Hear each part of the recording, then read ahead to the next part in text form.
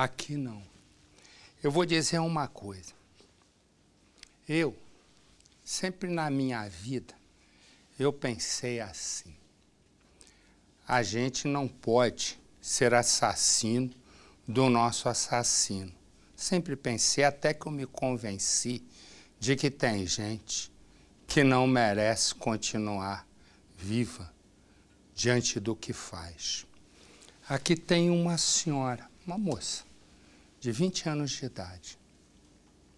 Ela foi rendida dentro de casa, assaltada. Ela estava se preparando para ir tomar banho. Ladrão entra, rouba tudo. Tinha na casa dela 2 pessoas que não viram nada. Ele com uma arma vai e ainda violenta. Eu vou dizer uma coisa. A cada dia aumenta mais o número de mulheres sendo atacadas. Outro dia no meu Instagram, no Marcelo Rezende com Z, .oficial, pois no Marcelo Rezende .oficial, entrou uma senhora, a quem eu respeito, que disse o seguinte: olha, eu gosto muito de você, mas quando você fala desses casos de homem atacando mulheres, marido, batendo em mulher, eu não aguento, eu desligo a televisão, às vezes eu mudo de canal. E eu fiz uma pergunta, com delicadeza evidente, para ela. Eu digo: minha senhora, a senhora sabe por que eu faço isso? Porque ninguém faz. Eu faço isso porque o governo não faz, porque as denúncias não fazem, né? As denúncias chegam e se perdem pelas redações. E eu coloquei na minha cabeça que o espaço aqui que não me pertence, não é, mas que me foi, né, emprestado para que eu pudesse contar um pouco de histórias, eu cheguei à conclusão o seguinte: alguém tem que fazer, porque não é possível que alguém seja atacada dentro de casa, violentada, e quando o cara vai preso, não acontece nada. Ou passa uns aninhos na cadeia, está tudo certo.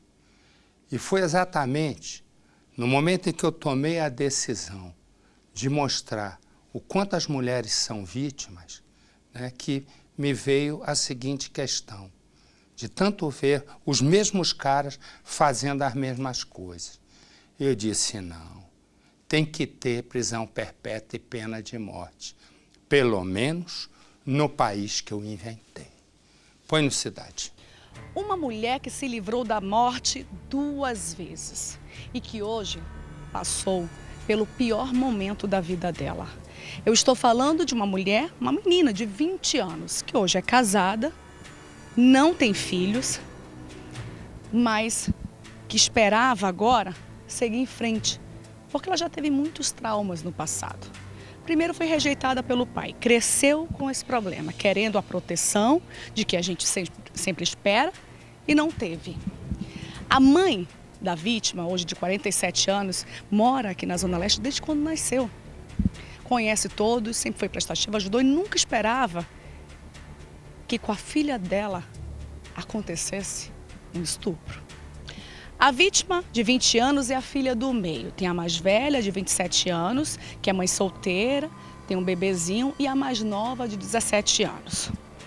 A mãe da vítima sempre foi pai e mãe, sempre trabalhou para conquistar as coisas e poder proteger e dar o melhor para as filhas. Com a vítima, quando nasceu, ela teve uma infecção generalizada. Os médicos falaram que ela não ia sobreviver. E aí aconteceu o primeiro milagre na vida dela. Ela foi curada dessa infecção. E a segunda vez que ela passou pelo segundo livramento de Deus foi quando ela estava dentro de casa, deu uma forte chuva e a casa desabou. Somente ela estava dentro da casa e não sofreu nenhum arranhão. Passou pelo segundo milagre. A mãe perdeu tudo, mas como sempre, batalhadora, correndo atrás, aos poucos foi conquistando tudo de novo. E agora era o momento em que elas estavam usufruindo da casa, que elas conseguiram construir, de colocar os móveis dentro, foi que a filha do meio passou pelo pior trauma que uma mulher pode viver. Eu digo isso porque sou mulher. Você imagina mulher ser invadida, ser usada, ser abusada por um desconhecido, ouvindo as piores coisas, na mira de um revólver, sem poder gritar, e depois disso, ter que viver. Agora, viver de que forma? Com trauma? Hoje, essa menina que é casada não consegue abraçar o marido, não consegue sair de casa, não consegue se alimentar. Ela diz, eu preferia a morte. Bem doloroso. Doloroso mesmo. Difícil. Muito difícil. Tenho até às vezes vergonha, tipo, de olhar para minha família e para o meu marido, que dói bastante. Em um dia tranquilo, quando o marido saiu para trabalhar logo cedo, a mãe estava viajando porque mora todo mundo junto, na mesma casa. A mãe com as 3 filhas e a do meio, a vítima, com o marido. Então ele saiu cedo para trabalhar, a irmã mais velha também. E a casa tem 2 andares. No andar de cima estava a irmã mais nova, 17 anos, cuidando da sobrinha, do bebê. E ela estava sozinha na parte de baixo. Por volta de 10 horas da manhã, foi exatamente na hora em que ela foi surpreendida pelo criminoso. E ele chegou já falando o que para você? Mandando ficar quieta porque era um assalto, que ele não queria atirar em mim. Me mandou eu ficar quieta. Aí eu fiquei um pouco paralisada, ele já me amarrou, perguntou o que tinha dentro da minha casa. Eu falei que não tinha nada, ele falou que tinha dinheiro. Eu pensei que eu não trabalhava, que a única pessoa que trabalhava era o meu marido. Aí ele virou uma carteira minha, que tinha. Se saiu uns R$20 e algumas moedas, ele foi, pegou e depois me jogou dentro do meu banheiro. E aí depois disso ele foi até o banheiro e falou o que para você? Mandou eu sair do banheiro, mandou deitar na cama e colocou a coberta. Aí ele viu que eu estava passando mal por falta de ar e tirou e começou a fazer o abuso. Em todo momento, ele te ameaçava? O que ele falava para você? Ele te mostrava a arma? Ele me mostrava a arma e mandava eu ficar quieta, não gritar, ficar na minha. O que ninguém consegue entender é que o local onde aconteceu o crime é escondido e de difícil acesso. O criminoso, o estuprador e assaltante passou exatamente por aqui, por essa escada. Uma casa de 2 andares. A vítima estava no quarto dos fundos, aqui de baixo. E ele passou exatamente por aqui, observando tudo. Essa janela estava aberta, mas nesse quarto não tinha ninguém. E ele continuou. Entrou pela porta da cozinha, observando se tinha alguém, e a casa estava vazia. Quando ele chegou neste quarto, a vítima estava sentada na cama com uma toalha enrolada porque ela estava se preparando para tomar banho. Com meu sobrinho que estava no andar de cima o tempo todo. Em algum momento você implorou pedindo para que ele não fizesse isso? Eu não conseguia. Eu fiquei paralisada. A única coisa que eu sabia era chorar. Ele pedia para Deus me proteger, para ele não me matar. Porque ao tempo que ele estava me abusando, ele apontava a arma na minha cabeça e me xingava. A mãe da vítima não se perdoa de não estar aqui na hora quando tudo aconteceu. Para uma mãe é muito difícil aceitar. E ela disse que se tivesse aqui, ou era ela, ou era o estuprador. Que eu faço tudo pelas minhas filhas. Eu entrego meu corpo no lugar das minhas filhas. Que num ato eu podia falar, não mexe com elas não. Faça tudo o que você quiser comigo. Se for nem for o caso de me matar. Mas das minhas meninas, não. Porque ela já vem de um fruto sofrido. Já vem... Não morreu antes por obra de Deus. Por 2 vezes.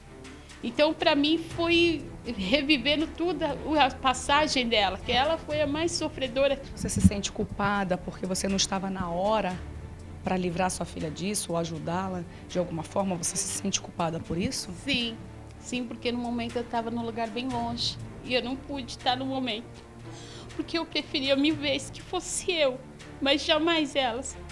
Nenhuma delas, que eu sempre sou aquela mãe que sempre estou ali com a minha filha. Se é uma briga, uma discussão, eu parto à frente, sabe? A vítima, mesmo querendo esquecer tudo que viveu com coragem, ela enfrentou o trauma, veio até a delegacia aqui do bairro Arthur Alvim, área onde aconteceu o fato, entrou por esta porta e com muita coragem relatou ao delegado exatamente tudo o que passou na mão do criminoso. Deu as características dele e por essas características a polícia conseguiu fazer o retrato falado. Segundo a vítima, um homem alto, forte, moreno, negro na verdade, que tem umas marcas no rosto de espinhas de acnes, uns buraquinhos no rosto. Ele estava no dia do crime com uma calça jeans e uma camisa marrom. A polícia acredita que este homem, esse estuprador, fez outras vítimas aqui na área. E a esperança é que ele seja realmente identificado por esse retrato falado que nós estamos divulgando agora. O que mais dói? Eu sabia que não tinha necessidade de tudo isso.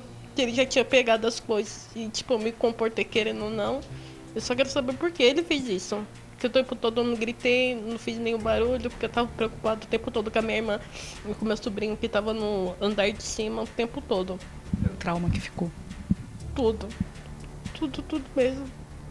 Completamente, tipo, ele tirou minha felicidade. Aos poucos, eu vou tentando reconstruir minha felicidade, mas eu sei que não vai ser a mesma. Muita coisa mudou.